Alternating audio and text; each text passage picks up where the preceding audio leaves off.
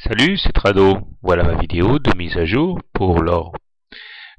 Séance d'indétermination, d'indécision aujourd'hui, puisque bien que nous ayons tutoyé la Bollinger supérieure en séance, nous n'avons pas réussi à nous maintenir à l'extérieur des Bollinger, comme ça a été le cas hier et avant-hier.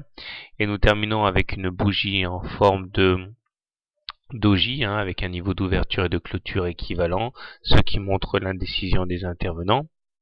Je vous renvoie au site didactique pour la signification des chandeliers. Et fait marquant, donc, on réintègre les Bollinger. Alors ça, c'est jamais, c'est rarement un bon signe. Et lorsque on réintègre les Bollinger, on va essayer de trouver un exemple, comme là, par exemple. La première sortie hors des Bollinger, deuxième sortie, réintégration des Bollinger et badaboum. Ou encore, euh, je sais pas, j'ai pas d'exemple là, mais voilà, ici, on sort de la Bollinger, on réintègre la Bollinger et puis on plonge par la suite. Alors, c'est pas toujours le cas, comme ici par exemple, où nous avons réintégré les Bollinger et pourtant ça n'a pas empêché de monter, mais c'est généralement pas le cas. Donc j'aime pas beaucoup la tête de la bougie du jour. Mais si on s'en tient aux indicateurs techniques, eh bien c'est pas si mauvais pour l'instant puisque le MACD reste supérieur à son signal, le momentum continue de croître, le stochastique est ancré en zone positive, même en zone de surachat. Donc on reste quand même excessivement bien orienté puisque la M7 est en dessous et la M20 est également en dessous, donc comme des supports. Si on devait consolider, il faudrait donc attendre dans un premier temps les cours sur la M7.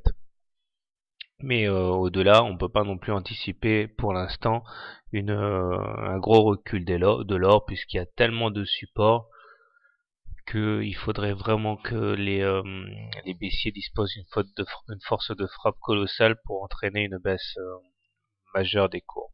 Alors justement, comment trader l'or demain? Si vous êtes haussier, je pense que les plus agressifs attendront la M7 éventuellement pour entrer en cas de retournement sur les unités courtes. On peut également attendre un retour sur la M20 pour plus de sécurité. Si par contre vous êtes baissier, je pense qu'il va falloir acter le fait que nous avons une réintégration des Bollinger.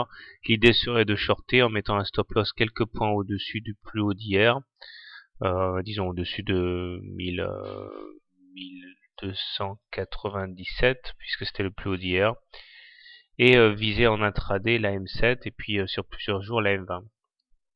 Personnellement, je reste haussier, mais j'attendrai maintenant un retour sur les moyennes mobiles pour acheter parce que je n'aime pas beaucoup le fait qu'on ait donc réintégré les Bollinger. Voilà, bonne soirée, bon trade, à demain.